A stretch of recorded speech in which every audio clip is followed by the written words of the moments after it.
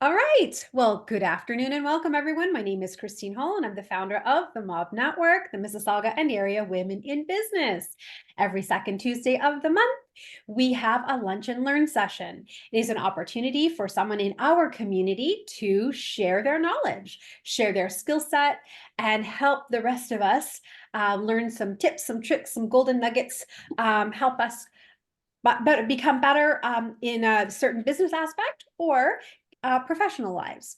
So today with us, we have Hilda Rodgers. And just before I do an introduction to Hilda, I'm just going to ask or remind you all to please go ahead and introduce yourself in the chat box, 1 or 2 sentences. I can download the chat. You can download the chat as well, but I'll download the chat and send it out with the recording. Share who you are, what you do, and 1 link. Thank you. For those of you who I have not met yet, I see a couple of new faces on the call today and some really beautiful familiar faces that we haven't seen in a while. So thanks for joining us. My name is Christine Hull, and I'm as I said, the founder of the the founder of the MAWB Network.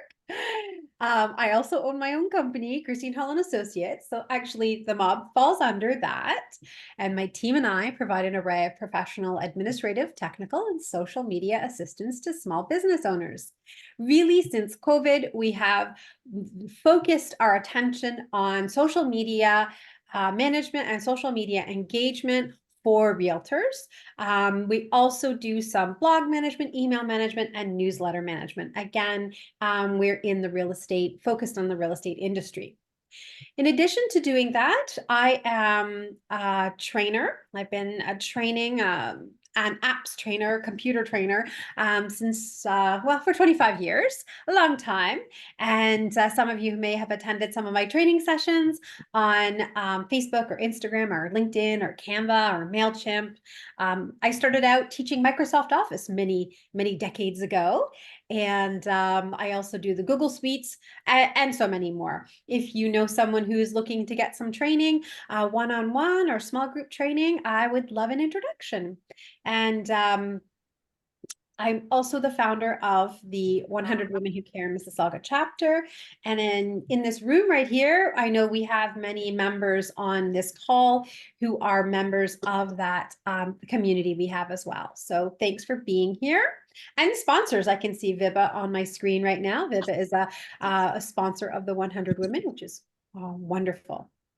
Okay, so right now we're taking care of the housekeeping stuff, a few announcements. I do want to do a group photo before we get started, and then we'll get right into Hilda's presentation. So we're right on track schedule. So before I do the group photo, let me just stay here in this Let me just stay here in this Canva file and just share some upcoming events that we have scheduled. Again, if you're new, every month we have at least one in-person meetup. This is our MAWB meetup. It happens in the morning, the 3rd week of the month, and it's usually on Wednesdays. A great morning to come on out and fill your cup with great conversations, making meaningful connections, and really a lot of possibility to make opportunities for customers, for referrals, expanding your network.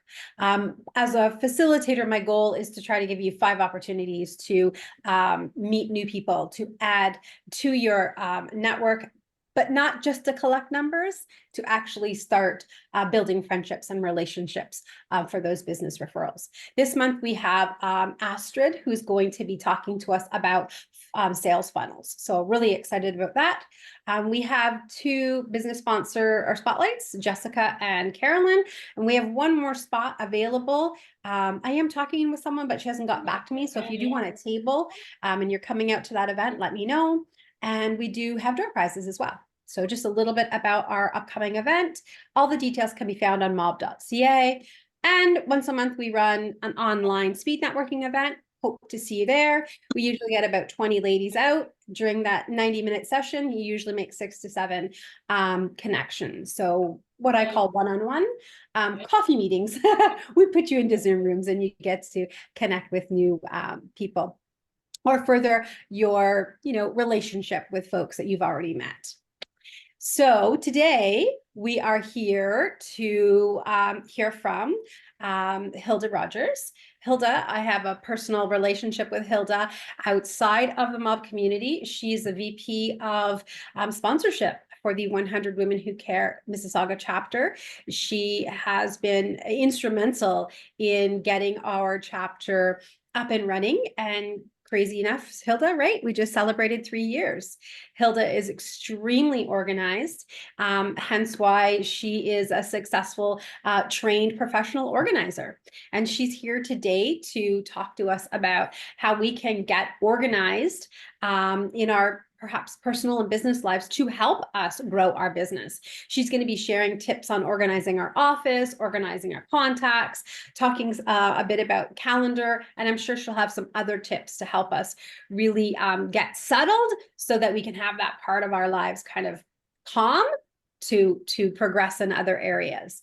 So Hilda helps women declutter and organize their spaces, freeing up time for what matters most. And I think for most of us, having a decluttered home and space will help us have a decluttered mind, which will give us an opportunity to be more present with our families and with our friends. I think we can all agree on that. And I know Hilda will have much more to say when she takes over. But just before I hand it over, I'm going to stop this recording, and I'd love to get a group photo with all of you ladies, if that's okay. If you don't want to be in the group photo, just turn off your camera. If you do want to be in the group photo, come on, pinch your cheeks, wet your lips, puff your hair, do whatever you want to do to get yourself camera ready. All right. So I'll just say 1, 2, 3, smile. Oh, hi, Donna. Good to see you. I'm looking forward to seeing you on Wednesday night. Yes, I hear you coming. Awesome. Thank you. Okay, 1, 2, 3, smile. Excellent. Thank you so much. All right. Now I am going to, oops, wrong button. Hang on 1 second. I'm going to hand it over to Hilda. Right. Can I share my screen?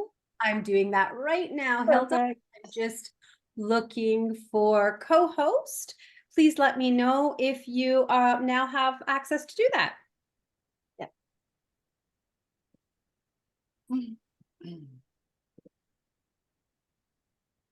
All right.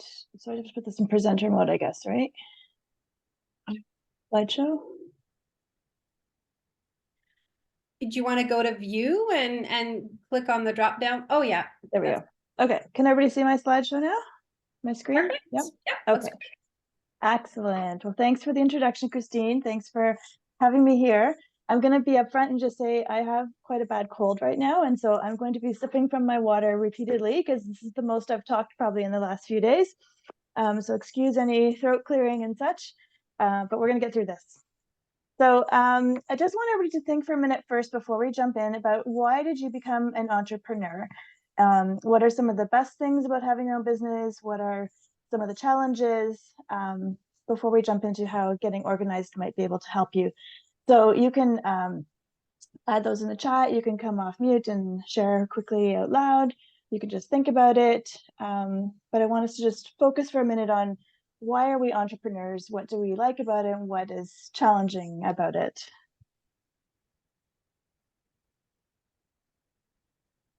Does anybody want to share?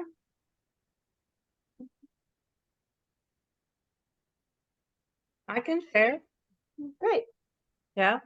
Yeah, so I love being an entrepreneur because I absolutely love the freedom that it gives me. I worked in corporate for many years and I don't miss that time at all. So I very much enjoy. What I find challenging is the fact that it is a solo journey, and I don't have the different departments that used to support me before. And I would say that my weakness is probably finances, financial management. And I miss having like a very knowledgeable financial controller that I could sit and talk to and go through everything and set my budget, my forecast, and et cetera, et cetera. Do things like in a very professional manner. That's what I miss the most. Other than that, I really love and I would prefer the entrepreneurial life to my previous life. Great. Thanks for sharing. Anybody else? I can share. I think for me, one of my big pieces was having the opportunity to step back from like the office politics. If people would just let me get on and do my job, then I would have been like, fine. It's just getting caught up in everybody else's drama and the rules and stuff like that. Yeah, I mean, I think for me, I think there's still the being organized around finances, and there's stuff that, you know, that backroom stuff that you have to learn to do, or like find a really good accountant, find a really good VA, and be able to put the stuff that you don't want to do, because there's stuff that I can learn, but there's stuff that I'm like, I'm not really interested. I'm doing my business because I want to do the stuff I want to do. And so therefore being able to find, like for me, I've been able to find a really good accountant, a really good VA, and that be able to put the supports around me that allow me to do the things that I want to do and allow me the freedom and the flexibility, and, you know, not having to put like, you know, like, oh, I want to book a week off of work. Is that okay? And like, how many days have I still got left? Like, no, I just like jig clients around and like take my time off. So Great. yeah. Thank you for sharing. That's fantastic. I think both of those comments probably sum up what a lot of us feel about being an entrepreneur. We want the flexibility, the freedom, the lack of drama and politics that sometimes can be, and red tape and such, that can be tied into more traditional 9-to-5 jobs. But it's also challenging because we wear a lot of hats as entrepreneurs. We have to do all the things, or we have to find people to do some of those things for us. So there's pros and cons, and it's good and bad. I'm not going to get into all of that today, but I just wanted us to have a picture in our minds of why we're entrepreneurs, and some of the challenges and some of the benefits, because it can get overwhelming being an entrepreneur. And part of what I do in my business is to help overwhelmed people become organized, and that can take on a lot of different I do that in a lot of different ways. Today, I'm going to focus a lot on specifically about your business, but because a lot of us maybe work from home as solopreneurs, our whole home can be our office in a sense. We can be sitting on the couch or the dining table or the kitchen counter working, answering emails, responding to things. Yeah, just as we're going through this, if you don't have a specific office, that's okay. Think about where you get most of your work done and how being organized in that space may help you to grow your business. So just a little bit further about myself. I used to work in I'd say 9-to-5 job, but it was not 9-to-5 at all. I was the regional education director for an adult learning company. And that was when earlier in my career.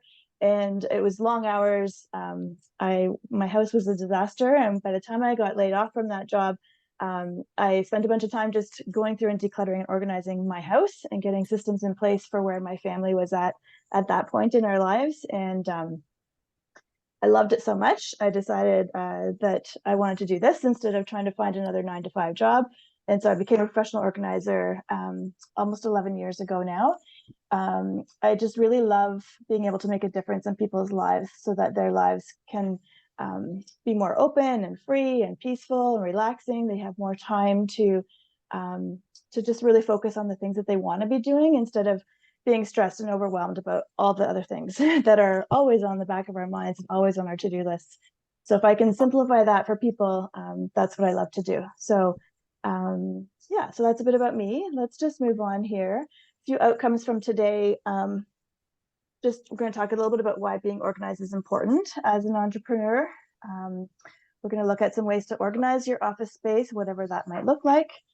We're going to talk a little bit about contacts, some ways that you might be able to keep track of them and what kinds of contacts you want to keep track of, and then looking at some strategies for organizing your time. Now, I could do a whole lunch and learn on each of these things, so these are going to be pretty high level, just tips to get you started. But if you want more information on any of these things, you can just reach out to me and we can have a chat. So moving on to why is it important to be organized? So this is just an image. This is not anybody I know. I found this online. Just client privacy here. So this is, fairly cluttered office. Probably hard to be productive here. There's not a lot of space to even put, your phone and find it back, or a cup of coffee while you're working. There's there's a lot of paper. It'd be hard to find what you need. You can't write on the whiteboard because it's all full of stuff from previous brainstorming sessions or whatever. So this to me feels overwhelming, and I know we have a lot of, like, my office right now, like, honestly, it's full of a lot of stuff. But my desk is fairly clear and I can be productive because I know where things can go if I need to, and I know where I can find things back. But I think it's important for us to focus on ways that we can make things simpler for ourselves so that we can be more productive in our business, in our families, in our lives. So I'm going to give you some tips and some things to think about today. So first, we'll start with your office space. And as I said, if you don't actually have a designated office, that's okay. Not all of us have that option. I didn't in my previous home. One of the things I wanted when we moved was that I wanted office space. But what happens with a lot of us when we work from home is that our office ends up being the dumping ground for everything in the rest of the house that doesn't really have a home. Or that we just need to, put somewhere to get it off the counters or off the table or out of the hallway or whatever when someone's coming over and we just need to hide things. That's where the office is. So, so whatever your office looks like, whether it's an actual room or whether it's, a piece of the dining table or a corner of the couch, it's really helpful if we can find a way to implement some systems to make this workspace work for you, so that you can be productive. And really organizing your space is all about increasing your productivity. So I do love organizing offices. And a lot of that starts with just decluttering and finding homes for all the things that accumulate there. Once we can kind of establish purposes for the space in the office, it really helps to be able to function better there and for things to be able to put away, be able to find things easily and that kind of thing. So I'm going to just give a few tips right now regarding your office space, whatever that looks like for you. So first is paperwork. And as much as we'd like to think that, we're moving towards paperless world, there's still an awful lot of paperwork in most people's lives. A lot of times with my clients, there's always a backlog of papers that they didn't know of. How long do I need to keep this? I feel weird letting this go. What if I might need it? And then being able to find papers when you do need them. So it's okay to just acknowledge paperwork exists and to set up some kind of system. Now that system won't be the same for everybody. Some people are pilers, some people are filers, some people, have random things that they know where it is. Whatever system works for you, set something up for your paperwork and then use it so that you always know where things are. You can find them quickly if you need them. These are just a couple of examples of images, like using this Easy Stacks thing is great. These are little individual layers of plastic file holders, and they have tabs. You can lift them off and get at the things that are underneath. You could spread these all out over a table if you're working on a big project and then have stuff everywhere and then put it all in the right tray, and then the trays stack. So it's kind of a good compromise for people that are pilers, because it keeps it all contained and papers don't go flying everywhere if you happen to, knock something off your desk or whatever. The file drawer is a pretty standard way that people organize papers. I do like to encourage color if possible, colored tabs or labels, colored file folders, different color file holders, whatever works for you. But color really helps make it separate for, like, say, business papers and personal papers, because if you work from home, a lot of times those are all mixed together in your office. So just ways for different categories. Maybe your client files are a certain color, maybe your financial files are a different color. Whatever makes sense for you, for your life and for your business, color helps a lot of times. So these are just a couple of examples, but it's important to have something for your paperwork and that it works for you. It doesn't need to work for other people, it needs to work for you. And that can even be as simple as what you name a file. So do you call your vehicle, with a V for vehicle, or A for automobile, or a C for car, or the, Toyota or Camry or whatever? Like, there's lots of ways, and it has to work for you and not necessarily for somebody else. So those are my quick paperwork tips. Office supplies is another one. So people use a lot of office supplies. You got your Post-it notes and your highlighters and your Sharpies and all those things, pens and pencils. Post-it notes, did I say that? A lot of Post-it notes I find in people's homes. I want to really encourage you to only buy what you actually need and only keep what you actually use. There's things that go on sale and people stock up, and you buy the huge set of things from Costco, but they end up not being used as much as you think that you're going to use them, and things go on sale frequently. So often storage of office supplies is what takes up a lot of space in people's offices, and we use a small fraction of what we actually buy usually. So I really encourage you to just kind of think through what you're going to use, declutter what you don't use so that you've got space for what you actually need, and just be aware of sales. Staples has sales constantly. Back to school is a great time to stock up on really cheap things, but again, don't buy more than what you're going to use in that year. Like, we don't need to stock up for the next 10 years of pens and pencils and post-it notes. Just buy what you need for that, the next time frame until the next sale. Also, business supplies and tools. So if you have a business where maybe it's like a direct sales business where you've got samples and products and things that you want to show to potential clients or to take to events or whatever, if you regularly do events and you've got things that you take with you to set up a display table, an exhibit table, these are things that often you pull from a bunch of places.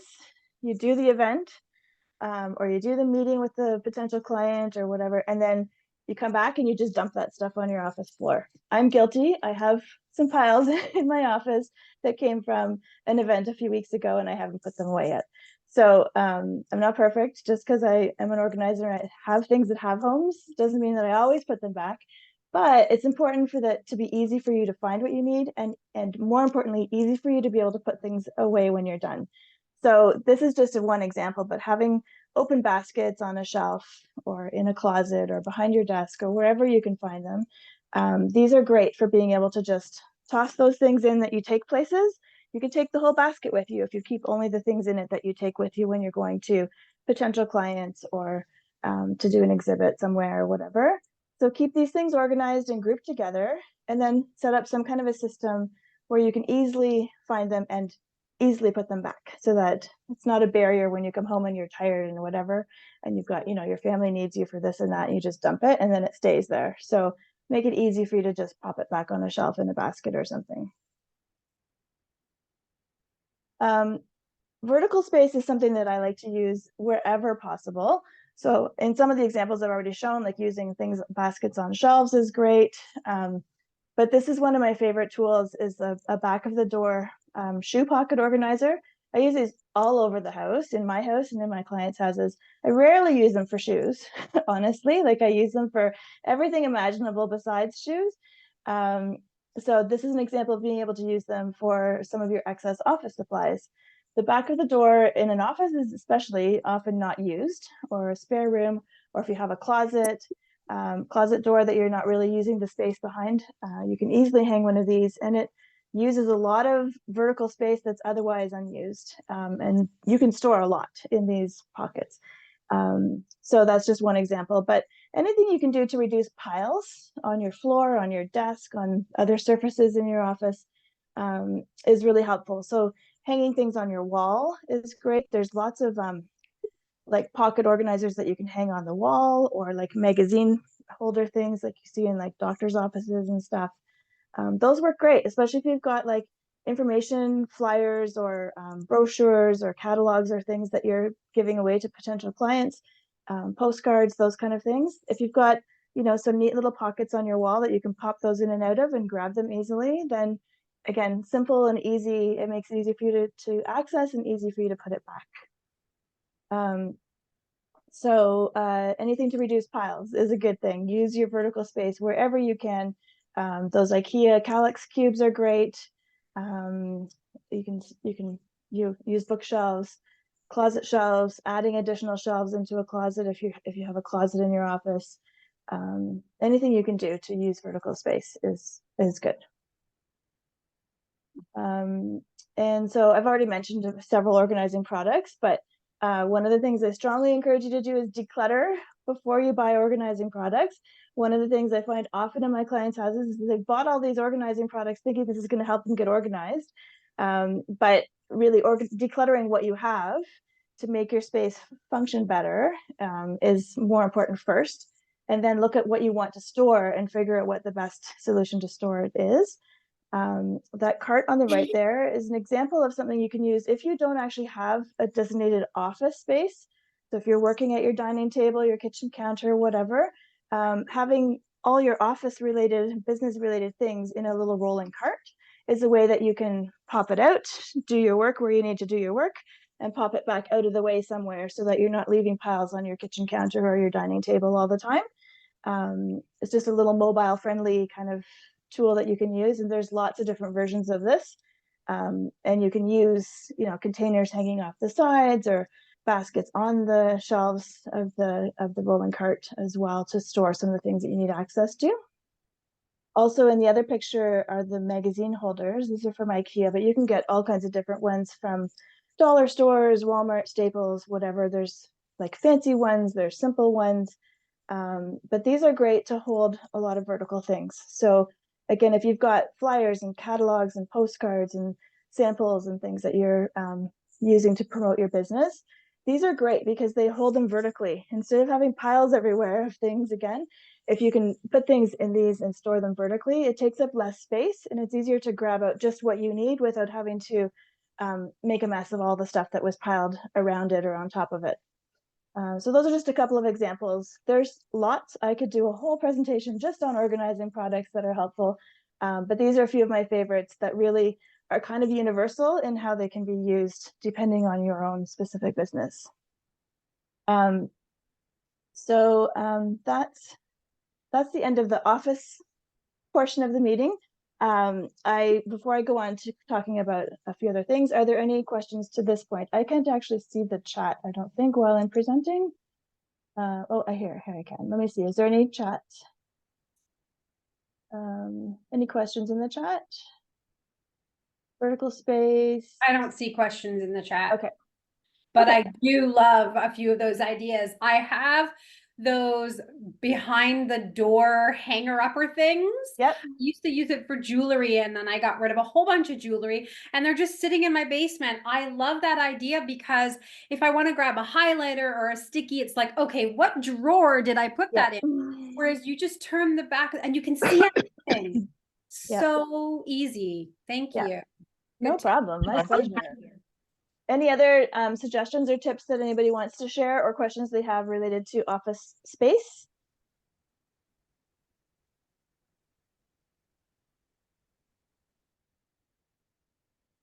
Like I said, I can chat about this all day. So, okay. So the primary purpose of really organizing, as I said, organizing your office space is to help you be more productive. If you're having to look for things, if you can't find things, if you're making piles of things because you don't have a space to put things back after an event, if you just got lots of piles and you have no space to actually physically do any work, set your laptop or your phone or your coffee, then those are things that are going to block your productivity. But if you can put some systems in place and keep some space clear, then it helps you focus your mind. There's lots of studies about clutter and mental health and productivity, and it's just really important that the clearer your space is, the more likely you are able to just sit down and get some work done and have your mind focus on whatever you're doing at that point in time, without being distracted by all the things that you see, the kids' newsletter that needs to be, signed, permission form to be signed and sent back to the school, or the event that you forgot to add to your calendar, or all these things, bills to be paid and stuff like that. If those are all there, they're visually in your mind a little bit of a distraction while you're trying to focus on something. So the more you can set up systems to deal with those things, the paperwork and the stuff around your office space, the more productive you're going to be, which is hopefully going to increase your business. Okay, and then I'm going to move on then to the next section, which is organizing your contacts. And the goal for organizing your contacts is to increase your sales. So there's lots of different ways that you meet people, and chances are if you go to a lot of networking events, you have a pile somewhere like this picture of lots of business cards. And when it's just a pile of business cards and you need to find somebody, it's hard to find that contact. Or you look at business cards like a few months later and like, who is that person? I forget what they do really, or how they would connect to me in my business. It gets overwhelming and it's not helpful. And people can fall through the cracks of what you could be doing with them. So being able to focus on organizing your contacts will help you to increase sales. So I'm going to talk about a few different types of contacts that you want to keep organized. And then I'll talk briefly about some ways that you can actually organize them. So the first type of contact, I'm sure we've all done this. We've gone to networking events, even the MAWB events. You come home with a bunch of business cards, like I said, and what do you do with them? Where do you store them? How do you know that this person is going to be somebody that you can reconnect with later?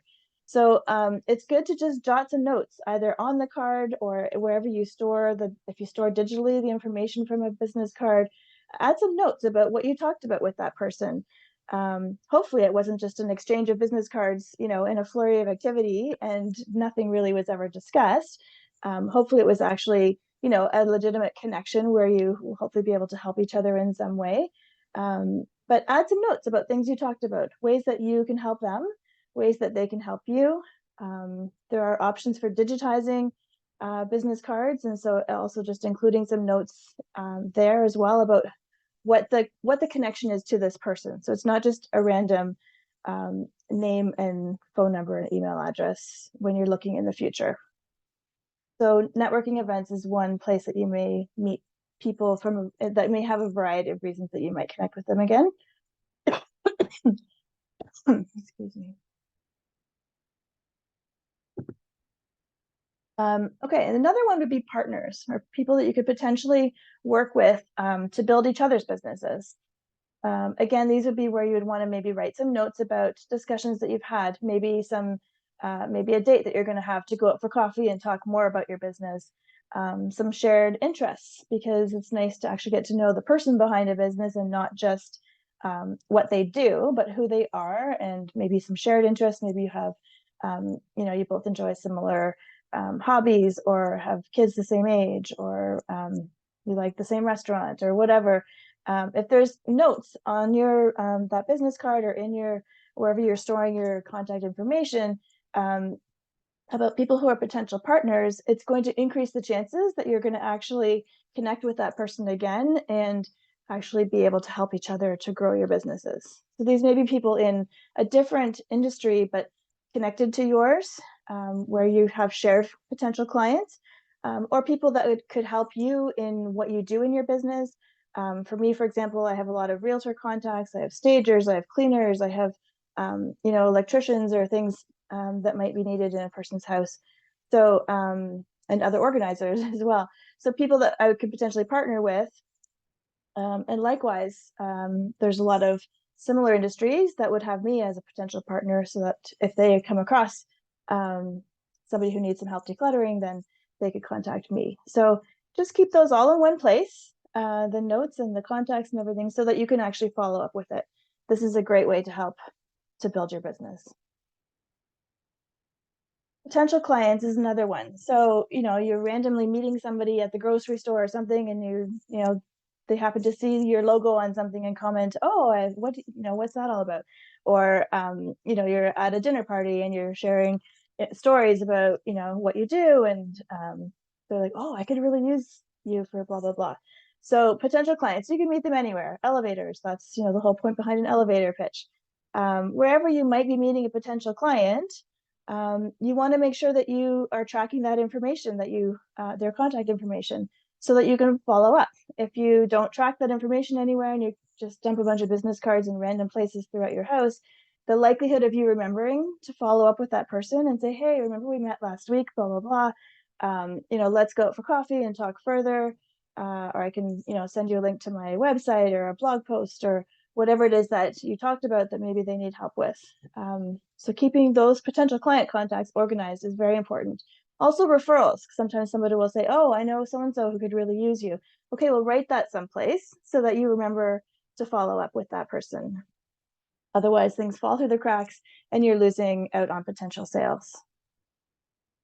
So Hilda, Yeah. before you move on, Yeah. I know that there are a variety of apps that you can use to literally scan the business card. I Yeah. used to use Cam Card, and I would be finish the event or networking. I'd literally sit in my car and scan on my phone each card. It Yep. would upload it to its own little app, and then I would immediately send an email right from before I leave the parking lot, because Perfect. we all know what it's like when you get home. And then I would send an email, great to meet you. And then whatever it is we were going to do, hey, let's meet for coffee. Let's jump on a Zoom. Oh, don't forget, I just want to send you a quick email now to remind myself to send you that person's name or whatever, right? And I would literally Yeah. schedule 15 or 20 minutes in my car. I don't know if Cam Card is still the right app to use, but it was great when I was using it. And yeah, I just threw out Yeah. a bag of about 500 business cards. No idea who half those people are, right? So Yeah. Yeah, if you don't track it somehow, the chances are you're never going to follow up on the things with those people. You're going to forget who they were. yeah. So yeah, the more you can track it somewhere. I'm not going to go into a lot of details about specific apps and stuff. Yeah. But I mean, you can just, there's so many out there. You can Even just if you Google took and a picture, even if the yeah, very least you take a picture and yeah, then write a note to go with that yes, picture about, because again, once we leave, we forget. But anyway, I just wanted for to share sure. that because it was Yeah, a no, that's great great. app Thank you. a few years ago when I was using it. And 100% doing something immediate is really important, because otherwise, again, we forget, right? So as soon as you can follow up right away with somebody, the better. Like I try to do that as quickly as possible after networking things. But yeah, the key is here, you don't want to let things fall through the cracks, because otherwise you're losing sales. So however you're doing it, the quicker you can do it and the more details you can include, the better. Another one would be actual clients that you're working with. So making sure that you have somewhere where you're tracking who's currently buying from you, who are you currently conducting business with, and make notes about what they need, what they like, questions they've asked you, ideas that maybe where you can upsell them on something else. Oh, they bought this from me, maybe they will like this, and I'll suggest that in a future contact with them. Things that you need to follow up on. Maybe they mentioned to you, oh, I was thinking about such and such, and you, oh, I know somebody who can help with that, that you can follow up and connect with them. So keeping all the information regarding existing current clients or customers in one place is also very important, as well as all those notes. And the last one would be previous clients. So depending on your business, this may or may not apply to you, but in most cases, keeping in touch with previous clients is a really good sales strategy, because you never know when they might need you again, may want to buy from you again, may want to use your services again.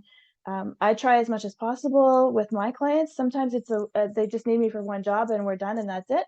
But I have a lot of clients that they just need me, a couple times a year. And so I keep in touch. And then when they're ready for me, then great. Other clients, they were done at the time, but then some major life change happens. They're going to move, or they had a baby, or someone in the family was ill.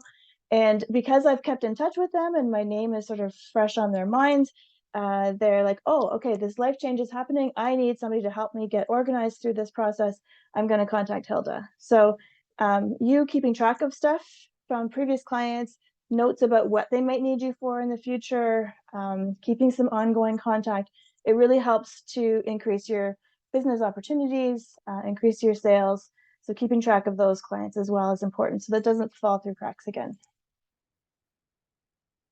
So here's just a few ways. So those were types of clients to focus on. There are so many ways to organize your contacts. There's phone apps, there's spreadsheets, there's customer relationship management systems.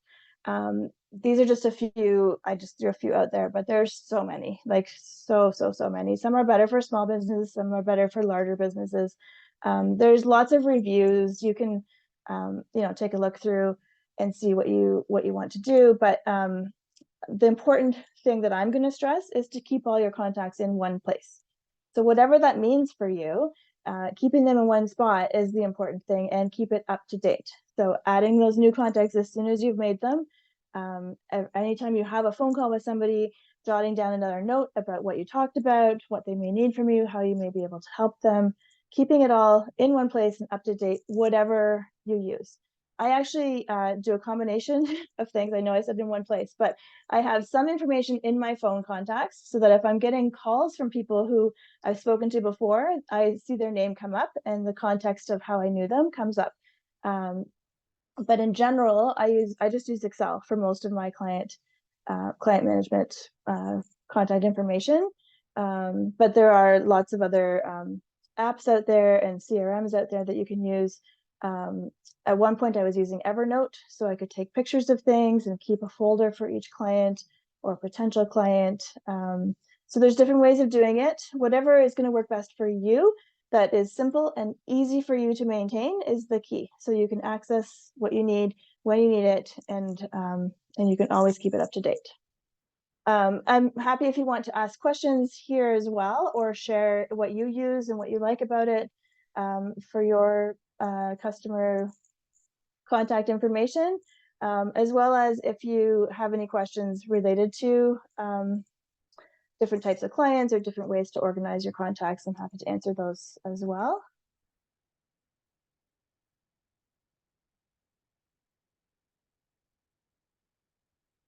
Yeah, so Sheets and Excel are fairly similar. I started with Excel and then now I use Sheets pretty much so that I can actually refer to the headings. Yeah, so for me, for clients, I have like client information, different columns like related to their like contact information, and then I also have columns for various notes. So initial contact, I just write some notes in a cell in that column. If they're turned into an existing client, then notes about what we do. I use color codes. So whether it's a team client is one color or a solo client is another color.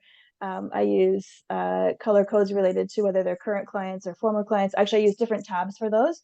So current clients, prospects, former clients, I have different tabs with those information. I just move people around depending on like what their current status with me is. I have another one for networking people that I keep track of.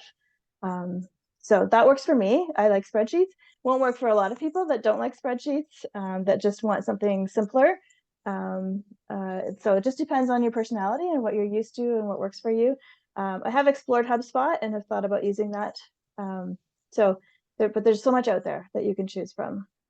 So that question came from Valerie, who is in kind of healthcare hypnosis, right, Valerie? I'm not sure. Obviously, we all know that Excel or Google Sheets is it's great for tracking information.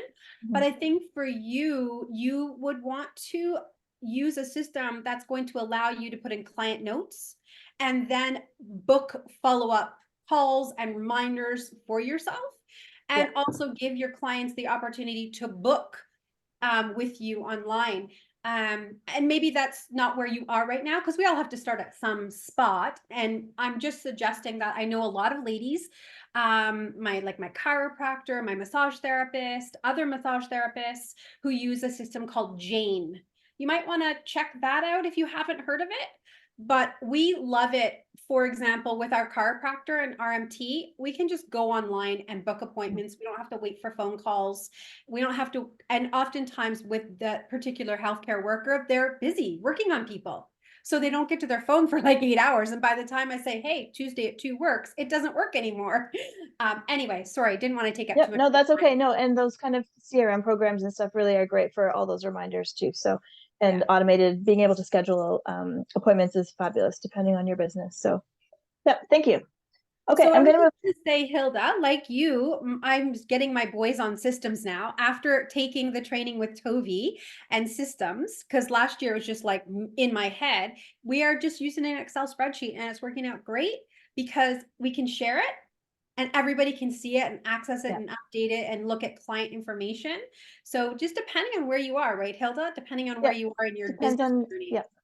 And for my business, I don't want people to schedule through an automated thing because it depends on what the job is, how many hours it's going to be, whether I need to have other organizers available to work with me. So I need to schedule those directly with the clients. But if you just have, these are my appointments that are available and you want to schedule people, then having an automated scheduler is fabulous for sure. Saves you a lot of time. Okay, I'm going to move on because we're running out of time. I just want to get to the third thing, which is organizing your calendar. So the goal of the first one was increasing your productivity, your office space. The goal of organizing your contacts is to increase your sales. Organizing your calendar is about trying to increase your time. Now, obviously, we can't actually have more than 24 hours in a day. So you can actually increase your time, but you can be much more productive in the time that you have if you're organized with your calendar. So these are some of the things that we're going to chat about for the next couple of minutes. So appointments. Appointments are important to keep track of so you don't forget anything. You want everything all recorded in anything that's a specific time and place. So I have an appointment with this client at this time, that goes in my calendar. I have, a coffee date with this person, that goes in my calendar. All the things that are very specific days and times need to go all in one place so you don't double book yourself. You don't miss a meeting because you didn't record it in your calendar. You can't have notes in 6 different places about where you need to be at a certain time because you're going to miss things. So all in one place. For some people, that's a calendar on their phone, a digital calendar on their laptop, whatever, that sync with each other. Other people, it's a paper calendar, and that's totally fine. Whatever works for you, but just make sure that you're putting everything in one place. Don't write some places in a paper calendar, some appointments in a paper calendar, and some in a digital calendar, because you're not going to mesh those two consistently enough, and things are going to fall through the cracks. So all in one place, just like the contacts, all in one spot. That's appointments. There's also tasks. So we always have a to-do list. We always have things we need to do in our business, all the different roles that we have, the hats that we wear. So whether you, however you track your tasks, and again, there's apps for this. There's lots of ways to do this. I highly encourage that you try to do it where it will mesh with your calendar. So that doesn't necessarily mean you're writing all the specific, if you use a paper calendar, this is less helpful. But if you use a digital calendar, it doesn't mean you're writing in necessarily, I'm going to do this at this time, if it's a task that can be done anytime. But you want to be able to mesh the two as much as possible so that you can see, oh, I have this big thing I need to get done by this date. How am I going to break that into smaller tasks that I can do over the several days leading up to it, so that you're not trying to finish a whole big huge task, like our kids do the night before it's due.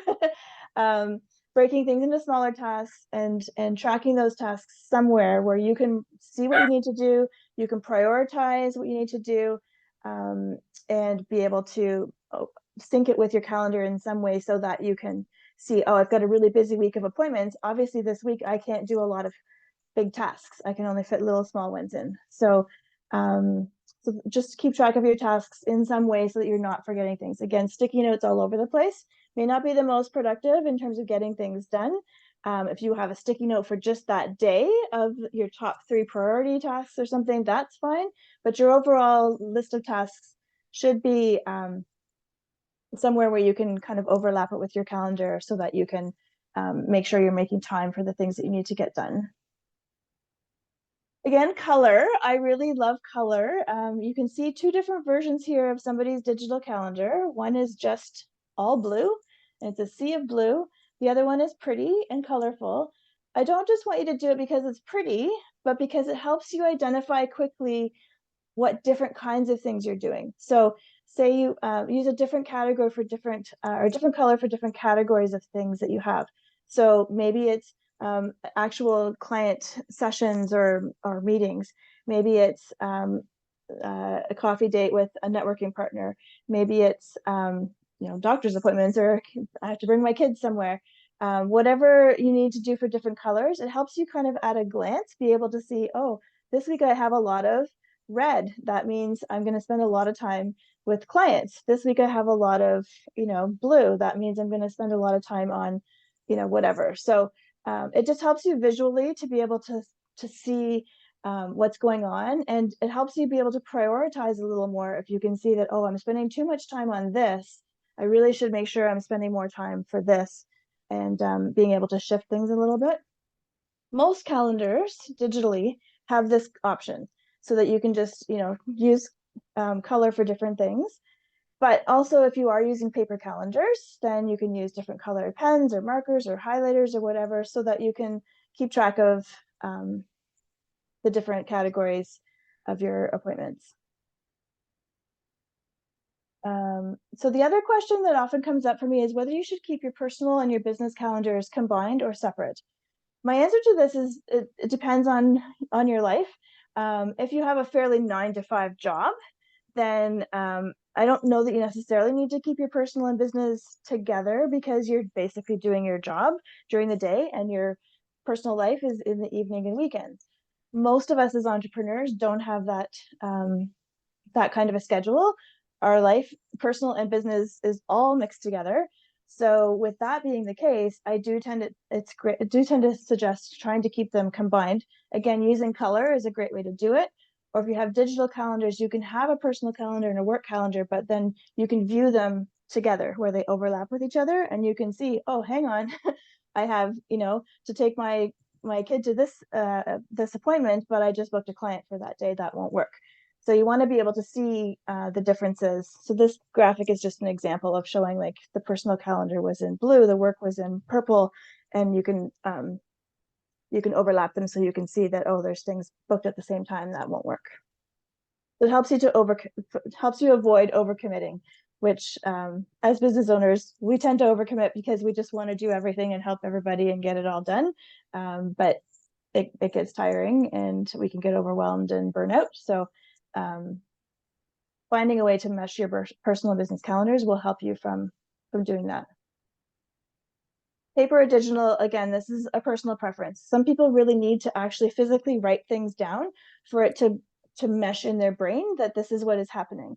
If they're just typing things into a computer, a digital calendar, it doesn't sink into their brain the same way. So I know a lot of us want to go digital, and there's advantages to doing that, but for some people, paper is the only way to go, and that's totally fine.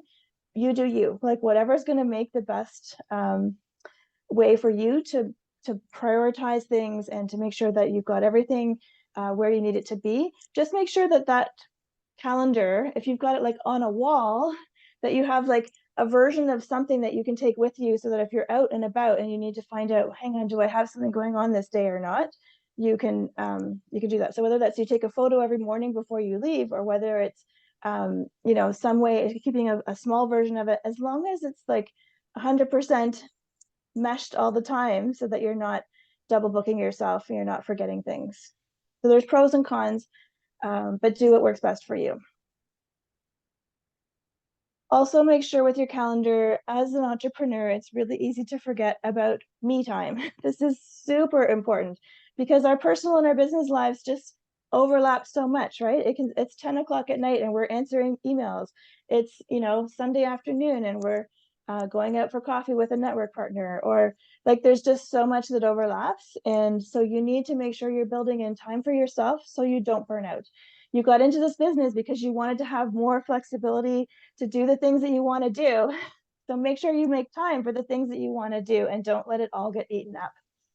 Also super important is to make sure you're leaving time for your non-billable business time. So we all know you get paid by clients when you're doing certain things, but you have tons of behind the scenes stuff that you need to do that you're not getting paid for, but you need to make time for. So make sure that that's fitting in there as well. And make sure that your calendar is helping you achieve your goals. So it shouldn't just be a record of what's going on. It should be helping you plan for the future to make sure that what you want is being covered. So that's it. I know we're getting close to 1. I talked a lot, I'm sorry. So we want to increase your productivity by organizing your office space, increase your sales by organizing your contacts, and increase your time by organizing your calendar. These are just a couple images that I like. I want to be organized because I want to be able to go on vacation. So I love this like person who's working at their laptop, but they've got these beautiful pictures of an island or something above them. For some people, it's like, I just want to have my phone, my laptop, some pretty flowers, a cup of coffee, and a biscuit to start my day. And for other people, maybe it's, a glass of wine that you want to have to help you get organized. But whatever it is, have your vision in mind of why you want to be organized, so that it will help you to drive you to do the things you need to do to get organized. So that's it for me. I'm happy to answer any last questions. I can stay on for a while for anybody who wants to do that. I don't know if there's anything else that came up in the chat or just lots of ideas. Looks like lots of suggestions. Yeah, I use Google Calendar, love it. Calendly is good for appointments and stuff. Yeah. So yeah, any questions?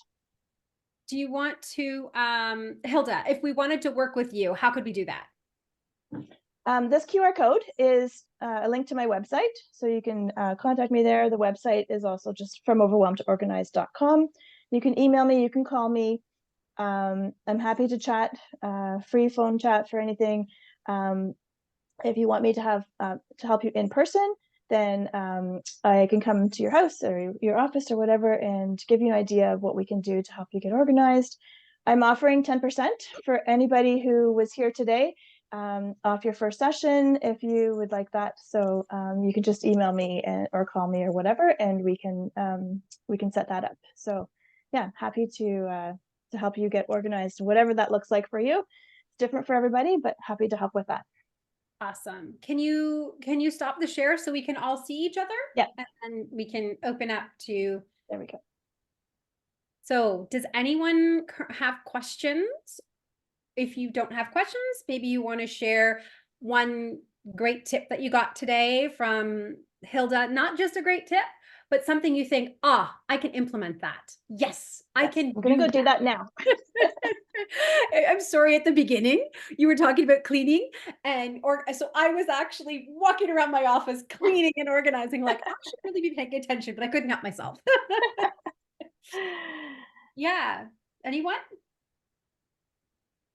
Yeah, I thought digitizing business cards was a great tip. Because that was one thing. I do have like business cards that I don't know what to do with. I end up getting rid of them, and I could, make use of them actually instead of consider them as recycling or something like that. I'm like, no, I know I took them for a reason. So Yeah. yeah. I like that stackable files. That's a nice thing to organize. I've used them with several clients and they love them, and they stack pretty high. Like you can fit 100 papers, I think, in each tray. So that whole thing can hold like over 1,000 papers. One's desk. Hilda? Yeah, totally cleans your desk. Yeah. In the event, do you think you could share a picture of what you're referring to? I Sure. saw it, but I couldn't quite grasp what it was. Yes. I'll send the link to the website. I'll post it in the event for this, and then you can it's great. I've used it for a number of clients that like to have piles instead of files. Where do They're you on get Amazon? Amazon, okay. Having a rolling cart also is great because I'm in a much smaller space now. We downsized. We were in a house and now we are in a condo, and I have a lot. I used to have an office in the basement. I no longer have an office, so now I work from the living room, and it's an open concept, so the kitchen is right there. Yeah. But I think like the rolling cart is amazing because then you put everything, you take it away, you bring it together. It's not all over the place. And I've seen that by some of my clients in their condos. I've seen them use that working from home. So they just have each a rolling cart. Yeah. I was thinking that exact same thing for the cottage. Like when I go there, I usually take everything in my bag and carry my bag around to the different rooms. But wouldn't it be great just to roll that if I'm in my bedroom, the front room, the outer room? I loved that idea too. Yeah. Yeah, they're great for especially small spaces or for like people who are working from home that don't have an office, because you can't just leave everything everywhere, right? So that contains everything and makes it portable. Do you have one that you prefer or like over the other? No, there's lots of options. IKEA has them. You can get them like all over the place now. Like they've become really popular. Michael's, I think, has them sometimes for like craft supplies, but you can repurpose them for office supplies too. Okay. I think Staples even has one now too. You have to become an Amazon affiliate, Hilda, and share all these things so you can share my biggest affiliate link that got the most purchases was the solar eclipse glasses, if you can believe that. Cool. Yeah, I can't believe that. People are like just going crazy about it. Great. Anybody else have anything that you got from today that you said, gonna put that into practice?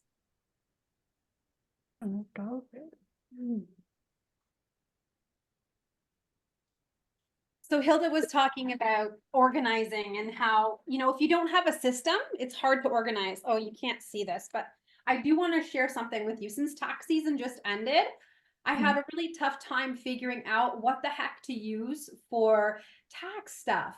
I just want to turn my background off so that you can see.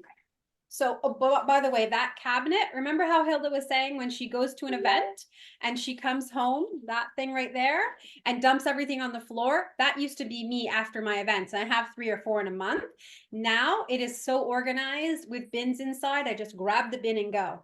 But I just wanted to show you this really cool thing that I'm using right now. It's a banker's box. You probably have all different kinds of banker's boxes. I like this one. It's hard plastic. And what I've done is I've put these red folders in them and this is all just my receipts for my business. Right now what I'm doing is, I know this might sound strange, but I'm using Ziploc bags for all my receipts with their label on it and sliding it in. And then when I get new receipts each month, I have this folder at the beginning. It has my monthly receipts taped on it, and any bills or receipts that like are not a cash register receipt, because I do a lot of digital, get a lot of digital receipts, I pop it in there standing up. So I know at the end of the month, I need to go through all these receipts, write on all of them, and then either take a picture to put in QuickBooks or put it in my spreadsheet. And then same thing, so that at the end of the year, I'm not spending a month collecting things. But I'll tell you, after 20 years in business, I finally feel like, oh my gosh, I have a system now that I can follow weekly and monthly. Anyway, that's amazing. Share that. It's been a struggle. It's good I just like you mentioned that at the end of each month you do something with it, because it's not just a dumping ground that you leave to the end of the year when you've forgotten what a bunch of things are. But you're not also doing it immediately every single time you buy something, because that's not sustainable for most of us. So you have a place to put it, and you have a system for when you're going to deal with it. And the combination of those two things is a perfect system. It took a long time. Yep. A lot of mistakes and a lot of hours. I probably lost money in lost bills if I didn't write them off, right? So. I like that idea. I do put my Ziploc bags for my receipts, but I like that you've got those connected to your monthly bills standing up. That's a great idea. Yeah, and then once I have processed them in whatever system, I can file it and know I haven't lost it. It's there. And what I've also incorporated is I use one credit card for business. Perhaps you do the same. I take that credit card statement and check everything off. So if there's a line on there and I don't have a receipt, I go hunt that thing down the next month, usually about mid-month, right? Because my statements come out around the 13th or something like that. But anyway. And if you don't have so many receipts that you need a whole banker's box type thing, even those magazine holders are a great place because they're open. You can just throw stuff in there, or you can put envelopes in there, Ziploc bags in there, whatever. It's just a simple, easy, open thing if you have just some receipts coming in all the time. Nice. All right. Any other questions or suggestions or things you're taking away? I don't want to keep everybody. It's lunchtime, I know, but I'm happy to stick on if you have other thoughts you want to share. Yeah, I just wanted to ask actually, what would be the average cost to get your help to get organized? There really isn't an average. I charge hourly for everything that I do, so it just depends on what needs to be done. Organizing paperwork takes a while because it's small. Yeah. It's not like organizing, a basement where it's like big things that you're moving around. Yeah. But yeah, I mean, my rates are posted on my website. Okay. It depends on how many hours and how many organizers are required for each project. So it's different for everybody. There isn't really an average. Okay. And I'm happy to give an estimate just if you send me some photos, or if you want me to come over, or you're out of the area, I think, but I can link you with other people, or I can help you virtually. Okay. All right. Thank you. No problem. Well, Hilda, thank you so very much for all those great tips. I feel motivated, and I have until 2 o'clock before my next appointment. So I'm actually going to continue to clean my office just because I feel like in that energy. Ladies, I did want to let you know that our next Lunch and Learn speaker is actually right here with us right now. Give us a wave, Claire. Claire is going to be talking to us on the second Tuesday of June. And stay tuned for the details.